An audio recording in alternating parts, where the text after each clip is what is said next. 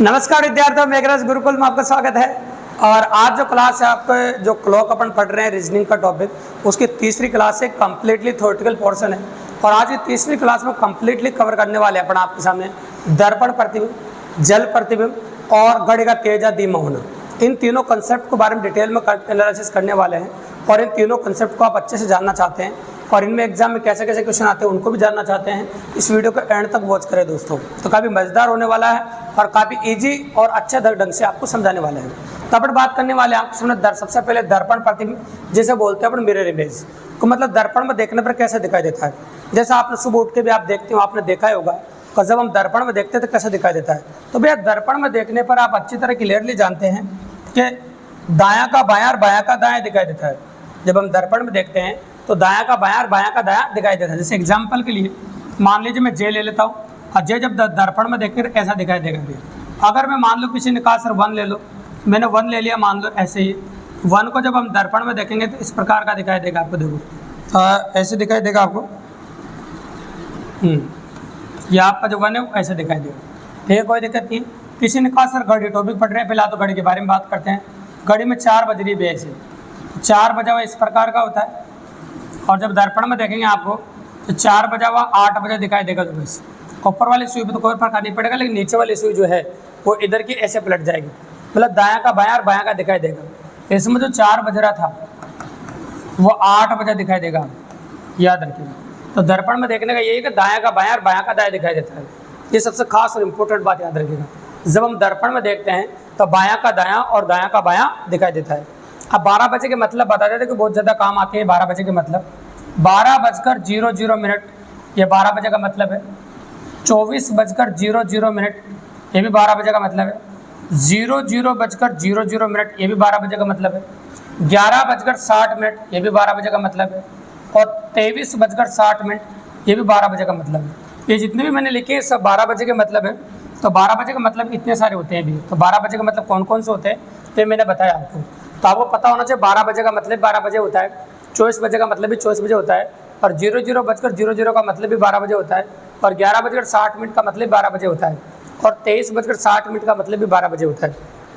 तो इससे भी 12 बजे होता है। देखो बिल्कुल सिंपल सी बात है। मतलब इनका जो मतलब होता है वो 12 बजे होता है। करेक्टली भी पॉसिबल कर सकते हैं अपन। अब मैं ये कह रहा हूँ आपके सामने इनका मतलब तो लिख दिया अपन ने 12 बजे, है ना। अब इसके बाद अगर हम बात करें आपके सामने एग्जाम में क्वेश्चन कैसे बनेंगे, तो एग्जाम में क्वेश्चन बनेंगे भी जब एग्जाम में आपसे वास्तविक समय देकर दर्पण प्रतिबिंब समय पूछे या दर्पण प्रतिबिंब समय देकर वास्तविक समय पूछे, दोनों साइड से कैसे पूछ सकता है भी। वास्तविक समय देगा दर्पण समय पूछेगा और दर्पण समय देगा तो वास्तविक समय पूछेगा। यदि समय 1 से 11 के मध्य का हो, क्लियरली याद रखिएगा आप, यदि समय 1 से 11 के मध्य का हो तो 11:60 में से घटाकर प्रश्नों को हल करेंगे। यदि समय 1 से 11 के मध्य का हो तो 11:60 में से घटाकर प्रश्नों को हल करेंगे। ऐसा कह सकते हैं 1 से 11 के मध्य का हो तो 11:60 में से घटा के प्रश्नों को हल करेंगे। और यदि समय 11 से अधिक का हो तो 23:60 में से घटा के प्रश्नों को हल करेंगे। तो समय 11 से अधिक का हो या 11 से कम का हो तो 11:60 में से घटाओ और 11 से अधिक का हो 23:60 में से घटाओ। ये दो ही टाइम काम आते भी है। एक तो 11:60 से कम का हो तो, और अगर इससे ज़्यादा का हो 11 से अधिक का हो तो 23:60। ये दोनों ही समय जो अपने काम आते हैं घटाने के लिए। अब एग्जाम में क्वेश्चन कैसा आता है देखो सुनो। 1:40 हो रहा है, ऐसा मैं कह सकता हूँ। ये समय दिया मैंने 1:40 पर। ये वास्तविक समय जब इसको दर्पण में देखेंगे कितना बजे दिखाई देगा। तो आपको वास्तविक समय लेकर दर्पण समय पूछा है। इसमें यूँ कह सकते हैं आपसे पूछा है दर्पण समय। ये मैंने पूछा दर्पण पूछे चाहे वास्तविक पूछे, तरीका वही है आपका। बस आपको नोटिस करना का दे क्या रखा है। ये 11 से कम का है तो 11:60 में से घटाओ आप। 11 से कम का तो 11:60 में से घटा दिया। 11:60 में से 1:40 घटाओ। ऐसे छोटे मोटे घटाओ, बचपन में खूब किए आपने। 20 बज जाएगा या 10 बज जाएगा तो आपको 10:20 दिखाई देगा। बिल्कुल सिंपल सी बात है। तो आपको जो दिखाई देगा वो 10:20 दिखाई देगा। एकदम क्लियर और आसान। अब इसके बाद अपन कह रहे हैं क्वेश्चन नंबर 2 की। मैं कह रहा हूँ आपके सामने 12:50 पर ये दर्पण समय, दर्पण में इतना बजा दिखाई दे रहा है घड़ी में। तो आप वास्तविक टाइम बताइए। इसमें वास्तविक पूछ लिया था मैंने, कहा था वास्तविक पूछो या दर्पण पूछो। क्वेश्चन करने का तरीका एक ही रहेगा भी। एक ही क्या रहेगा का आपको जो समय दे रखा है, अगर समय 11 से दिखे तो आप 23:60 में से घटाओ। फिर तो ये 23 दे रखा है, 23:60 में से आप 12:50 घटा सकते हो। कोई बड़ी बात नहीं, कर सकते हैं। पर इधर घटाओगे 10 आ जाएगा, इधर घटाओगे 11 आ जाएगा, तो आपका एग्जैक्टली जो टाइम आ जाएगा वो 11:10 आ जाएगा। एग्जैक्टली जो टाइम आ जाएगा वो कितना आ जाएगा आपका 11:10। तो इस बात का विशेष तौर से ध्यान रखना। तो इससे क्या सीखा अपन ने, इसके जो क्वेश्चंस होते हैं बिल्कुल सिंपल होते हैं एग्जाम में और काफ़ी आसान होते हैं। तो जब भी कभी एग्जाम के अंदर वास्तविक समय देकर दर्पण समय पूछे या दर्पण समय देकर वास्तविक समय पूछे, यदि समय 1 से 11 के मध्य का हो तो 11:60 में से घटाकर प्रश्नों को हल करो, और यदि समय 11 से अधिक का हो तो 23:60 में से घटाकर प्रश्नों को हल करो। ये दोनों बातें अगर आप ध्यान में रखते हैं तो दर्पण प्रतिबिंब पर कोई भी सवाल आ जाए काफ़ी इजीली और काफ़ी आसानी से कर सकते हैं। अब इसके जैसा एक और टॉपिक है जिसके बारे में अपन बात करते हैं आपके सामने, उसे बोलते हैं अपन जल प्रतिबिंब।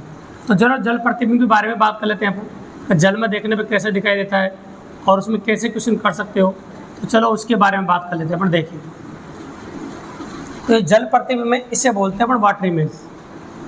ये लिख दिया अपन ने, वाटर इमेज। जल में देखने पर कैसा दिखाई देता है। आप जानते हैं कि जब हम जल में देखते हैं तो कैसा दिखता है। देखिए, जैसे मैंने जल बना दिया आपके सामने, ऐसे जल बना सकते हैं। ये जल है मान लो, जल में देखने पर कैसे दिखाई देता है, जैसे ए फॉर एप्पल है। जब एप्पल को जल में देखने ऐसे दिखाई देगा, मतलब जल में देखने पर ऊपर का नीचे और नीचे का ऊपर दिखाई देता है। मतलब ये कह सकते हो आप उल्टा दिखाई देता है, उल्टा जल में दिखता है भी। तो जब हम जल में देखते हैं तो ऊपर का नीचे, नीचे का ऊपर दिखाई देता है। तो ये बात याद रखिएगा, जब जल में देखेंगे तो कैसे दिखाई देगा, ऊपर का नीचे तथा नीचे का ऊपर दिखाई देता है। अगर मैं वन की बात करूँ तो वन भी बना सकते हो आप। वन ऐसा दिखाई देता है, जब आप जल में देखो ऐसे दिखाई देगा। फिलहाल अपन घड़ी पढ़ रहे हैं तो घड़ी के बारे में बात करेंगे। ये देखो आप, घड़ी में 4 बज रही है, ऐसे ये 4 बज रही है। 4 बजे जब देखेंगे अपन तो कितना बजे दिखाई देगा। आप जानते हैं ये वाली सुई नीचे आ जाएगी और ये वाली सुई यहाँ चली जाएगी। तो घड़ी में 4 बज रहा है और 4 बजा हुआ कितना बजे दिखाई देगा, ऐसे बोला है। तो भैया 4 बजा हुआ दिखाई देगा आपका 2:30। अरे 2:30 कैसा आया वो बताऊंगा मैं आपको। 4 बजा हुआ दिखाई देगा आपको कितना, 2:30। घड़ी में 4 बज रही है और 4 बजे को जब देखोगे तो आप 2:30 दिखाई देगा। बिल्कुल सिंपल सी बात। अब 2:30 कैसा है वो तो बताएंगे आपको। 2 इंपॉर्टेंट टाइम है जिनके बारे में एनालिसिस कर रहे हैं अपन। एक तो आपका देखो 6:30, एक होता है 18:30। अब क्वेश्चन पा जाते हैं अपन। यदि समय 1 से 6 के मध्य का हो, 6:30 में से घटा के प्रश्नों को हल करो, और 6 से अधिक का हो तो 18:30 में से घटा के प्रश्नों को हल करो। कैसे, यदि एग्जाम में वास्तविक समय देकर जल प्रतिबिंब समय पूछे या जल प्रतिबिंब समय देकर वास्तविक समय पूछे, है ना, और यदि समय 1 से 6 के मध्य का हो तो 6:30 में से घटा के प्रश्नों को हल करो, और 6 से अधिक का हो तो 18:30 में से घटा के प्रश्नों को हल कर दो। तो बिल्कुल सिंपल सी बात है, 18:30 में से घटा के प्रश्नों को हल आप कर सकते हैं। ये ईजी ऑफ पेरेंट आप कर सकते हैं, कोई बड़ी बात नहीं। अब देखिए, तो मैं पहला ही क्वेश्चन वही ले लेता हूँ जो अपने समझाया आपको। देखो 6:30 में से घटाना पड़ेगा ये आपका 4 बजे, तो 4 बजे को 6:30 में से घटा रहा हूँ मैं। ये पहला एग्जाम्पल हो गया अपना। 0 में से 0 गया 0, 3 में से 0 गया 3, और 6 में से 4 गया तो 2। ये ऐसा है भैया 2:30। ये 6:30 में से घटाए तब जाके आपका 2:30 आया, बिल्कुल सिंपल। अब अगला क्वेश्चन ले लेते हैं अपन। तो जिसमें देखो वास्तविक समय दो चाहे जल प्रतिबिंब समय दो, कोई फर्क नहीं पड़ता है, तरीका वही रहेगा। अब मैं कह रहा हूँ आपको 2:40 हो रहा है। 2 क्या हो रहा है बताओ, 40 मिनट। अब 2:40 काय में से घटेगा, 6:30 में से घटेगा भी। ये 2:40 हो रहा है। जल में देखने पर कितना बजा दिखाई देगा, ऐसे बोला भैया। 30 मिनट में से 40 मिनट तो घटता नहीं है, इधर से 1 घंटा उधार ले लो।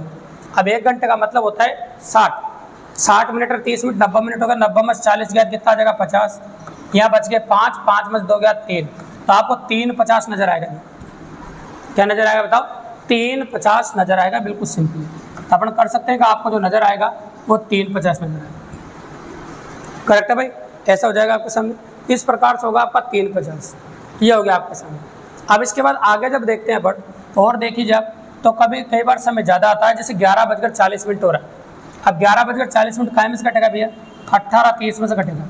ये 11:40 है, ये वास्तविक समय मान लो, जल प्रतिबिंब समय निकाल रहे हो तो 11:40 घटा दो। 30 में से फिर नहीं घटकर 1 घंटा उधार देना पड़ेगा। और आप जानते हैं 1 घंटा जो उधार आप देते हैं, हमेशा 1 घंटा ही देते हैं। 1 घंटे का मतलब 60 मिनट ही उधार देते हैं अपन। ये उधार देने वाली बात समझनी पड़ेगी हमें। 60 और 30 90 हो जाएगा। 90 में से 40 जाएगा तो वही 50 आएगा। और यहाँ पर 17 बचा, 17 में से 11 गया कितना, 6। तो आपको दिखाई देगा 6:50। ये 3 एग्जाम्पल लेकर हमने सारी बात क्लियर कर दी। यदि एग्जाम के अंदर वास्तविक समय देकर जल प्रतिबिंब समय पूछे या जल प्रतिबिंब समय देकर वास्तविक समय पूछे, यदि समय 1 से 6 के मध्य का हो तो 6:30 में से घटा के प्रश्नों को हल करना, और 6 से अधिक का हो तो 18:30 में से घटा के प्रश्नों को हल करना। बच्चे के दिमाग में एक डाउट और आ जाता है कई बार, सर कई बार 6 के नज़दीक का समय आ जाता है, तो क्यों घबरा रहे हो भैया, 6 का नज़दीक भी आता है कई बार। जैसे ऐसे आ रहा है 6:10 आ रहा है, तो 6:10 आ रहा है, तब भी आप 6:30 में से घटाओ। जैसे 6:10 आ गया ये लो, तो क्यों टेंशन लेने की जरूरत है। ऐसे मत समझना कि 0 आ गया तो बरका बढ़ जाएगा, नहीं आएगा भैया। तो 30 में से 10 गया तो 20 आ जाएगा यहाँ पर, अरे घटाए थे 0 आ जाएगा। तो भैया 0:20 है, मतलब 12:20 है, तो घबरा क्यों रहे हो। मैंने कहा था आपको 0 का मतलब 12 बजे होता है, तो ये 12:20 है। तो ऐसा होता है कई बार, तो कोई टेंशन लेने। अरे तुम चाहते हो और मुझे तो 12 ही लिखा आ जाए यहाँ, तो इसको एक काम करो 18:30 में से घटा दो, और 18:30 में से घटा दो यहाँ 20 आ जाएगा, और यहाँ 6 घटा दो, दोनों में से किसी में से घटा सकते हो आप जब बराबरी की कंडीशन हो। तो 18:30 में घटाओगे तो 12:20 आ जाएगा, उसमें क्या दिक्कत की बात। 0 की जगह 12 आना, तो 18:30 में घटा दो। तो ऐसी कोई बड़ी बात नहीं, तो टेंशन लेने की बिल्कुल जरूरत नहीं, कर सकते हो आप। तो मैंने कहा था आपके सामने 2 टॉपिक ऐसे थे, जल प्रतिबिंब, और एक था आपका कौन सा, अपन ने बात करी आपके सामने दर्पण प्रतिबिंब। अब आता है आपका आज का तीसरा टॉपिक। अपन ने बोला था इस वीडियो में 3 टॉपिक कवर करेंगे, और तीसरा जो टॉपिक आपका घड़ी का तेज या धीमा होना, तो उसके बारे में बात करेंगे अपन। घड़ी का तेज या धीमा होना, तेज या धीमा होना। देखो कई बार ऐसा होता है घड़ी चलती चलती घड़ी का तेज या धीमा होना, ऐसा घड़ी चलती चलती कई बार तेज हो जाती है और कई बार चलते चलते धीमी हो जाती है भी। तो ये ऐसा क्यों होता है, ये कोई ऐसा मत कहता ना एकदम से ख़राब होती है तो टेक्निकल फॉल्ट नहीं होता, वो तो सेल ख़राब हो जाए, पूरी घड़ी ख़राब हो जाए तब ऐसा होता है। लेकिन कई बार टेक्निकल जब फॉल्ट आता है तो कई बार घड़ी धीरे धीरे ख़राब होती है ना, एकदम से पता नहीं चलता भाई घड़ी ख़राब हो रही है, तो उसे टेक्निकल फॉल्ट बोलते हैं। तो घड़ी अचानक से कई बार तेज़ हो जाती है, हमारी नज़र नहीं पड़ती कि हमारी घड़ी तेज़ चलने लगे, कई बार घड़ी धीमे चलने लग जाती है, तो वो इस वजह से होता है। तो जब भी कभी इस प्रकार का प्रश्न आपको देखने को मिले ना, सबसे पहले समय की कैलकुलेशन करना है ना। जब भी कभी क्वेश्चन आ जाए तो सबसे पहले सिखाता हूँ मैं समय की कैलकुलेशन करना, और पहला और दूसरा क्वेश्चन एक में आ जाएगा, समय कैलकुलेशन करके देखते हैं। वो तेज होना और धीमा होना आप क्लियरली समझ जाएंगे, ठीक है। तो चलो समझाता हूँ मैं आपको, देखो सुनो। मान लीजिए एक घड़ी सोमवार को सुबह 10 बजे, ये सोमवार है, एग्जैक्टली टाइम ले रहा हूँ मैं सोमवार, और सोमवार का सुबह 10 बज रहा है भैया, ये 10 AM। एक घड़ी सोमवार को सुबह 10 बजे निश्चित समय दिखा रही थी, इस टाइम पे एग्जैक्ट समय दिखा रही थी, इस टाइम पे खराब नहीं हुई थी। अब सोमवार को सुबह 10 बजे से लेकर मैं जाता हूँ मंगलवार को सुबह 10 बजे तक, सोमवार को सुबह 10 बजे से लेकर मैं चला गया मंगलवार को सुबह 10 बजे तक। आप जानते हैं सोमवार को सुबह 10 बजे से लेकर मंगलवार को सुबह 10 बजे तक 24 घंटे हो जाएंगे। ओके चलो ठीक है। अब इसके बाद आ जाता हूँ मैं बुधवार को सुबह 10 बजे तक। तो बुधवार को सुबह 10 बजे तक अगर हम बात करें आपके सामने तो 24 घंटे फिर हो गए आप, हो गए ना। अब बुधवार को सुबह 10 बजे से लेकर बुधवार को 5:30 बजे तक, बुधवार को 5:30 बजे तक कितने घंटे होंगे भाई, नोटिस करो। तो 7 घंटे और हो जाएंगे, ये 7 घंटे और हो गए, ये 7 घंटे।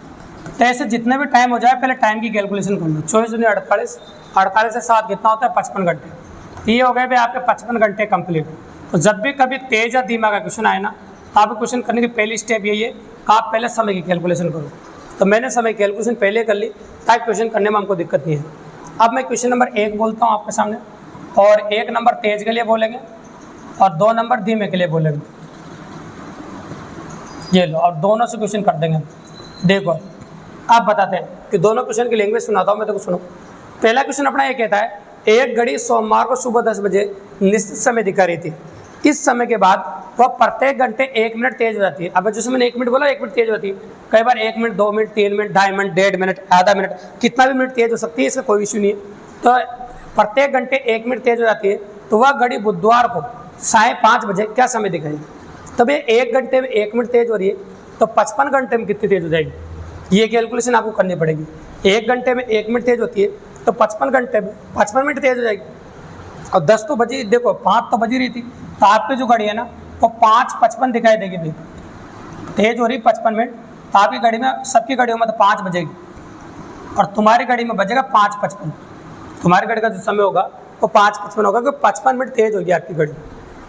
ऐसा कैसा क्वेश्चन धीमे होने का भी होता है, और वो बताता हूँ मैं आपको। देखो सुनो, एक घड़ी सोमवार को सुबह 10 बजे निश्चित समय दिखा रही थी, उस समय के बाद वो प्रत्येक घंटे 1 मिनट धीमी हो जाती है। तो वह घड़ी बुधवार को साढ़े 5 बजे क्या समय दिखाएगी, ऐसे बोला मैंने आपके समय। तो 55 घंटे 55 मिनट धीमी हो जाएगी, तो 55 मिनट कम कर देंगे इसमें, तो आपकी जो घड़ी है ना वो बताएगी 4:05। आपकी घड़ी दिखाए, दुनिया की सारी घड़ी ये 5 बजे दिखाएगी, लेकिन तुम्हारी घड़ी 4:05 दिखाएगी क्योंकि धीमी हो गई। तो ये धीमी और तेज वाले क्वेश्चन है। अब धीमी और तेज में खास बात आपको पहले बता दें, प्रत्येक घंटे बराबर भी तेज हो सकती है, प्रत्येक घंटे कम भी तेज हो सकती है, या फिर ऐसे भी होता है कि पहले घंटे 1 मिनट तेज हो गई, दूसरे घंटे 2 मिनट, तीसरे घंटे 3 मिनट, तीसरे ऐसे भी तेज होती है कई बार। पहले घंटे 5 मिनट, दूसरे घंटे 10 मिनट, तीसरे घंटे 15 मिनट, ये समय कैलकुलेशन करनी पड़ेगी आपको। चौथे घंटे 20 मिनट, इसी प्रकार तेज होती है। पहले घंटे 2 मिनट, फिर 4 मिनट, फिर 6 मिनट, ये तेज होने का तरीके भी है। तो तेज होने का कोई सा भी तरीका हो सकता है, बस आपको समय कैलकुलेशन करके अगर तेज हो रही है तो जोड़ देना है और धीमी होनी है तो घटा देना है, बस एक काम करना है। तेज होना है तो प्लस कर देना है और धीमा होना है तो माइनस कर देना है। ये बात का विशेष तौर ध्यान रखना, और ताकि तेज और धीमा का कोई भी क्वेश्चन आप चुटकियों में कर सको और काफ़ी ईजिली कर सको। तभी तक जो घड़ी की जो तीनों क्लास अपन ने बनाई है, इसमें घड़ी के कंसेप्ट बताया, डायरेक्ट क्वेश्चंस बताए अपन ने। अब कुछ एक्स्ट्रा क्वेश्चंस और एग्जाम क्वेश्चंस के बारे में एनालिसिस करेंगे आने वाले 2 वीडियो में अपन। तो दोनों वीडियो में जो आगे के दोनों वीडियो आने वाले हैं उनको जरूर देखिएगा कि उसमें एग्जाम क्वेश्चंस के बारे में बात करें, क्योंकि कंसेप्ट जितने भी है इस सीरीज को 3 वीडियो में अपन समझ चुके हैं। तो तीनों वीडियो में अपन सारे कंसेप्ट समझ ले, आगे वाले दोनों वीडियो एग्जाम क्वेश्चंस के आने वाले दोस्तों। तो आगे वाली क्लास जरूर देखिए अगर आप एग्जाम क्वेश्चन देखना चाहते हैं गणित से रिलेटेड। अगर आपको वीडियो पसंद आया और अच्छा लगा हो तो चैनल को सब्सक्राइब करना दोस्तों, लाइक करना, शेयर करना, अपने दोस्तों को बताना, ताकि इसी प्रकार बेहतरीन क्लास हम रोजाना आपके लिए लेके आते रहे दोस्तों। धन्यवाद।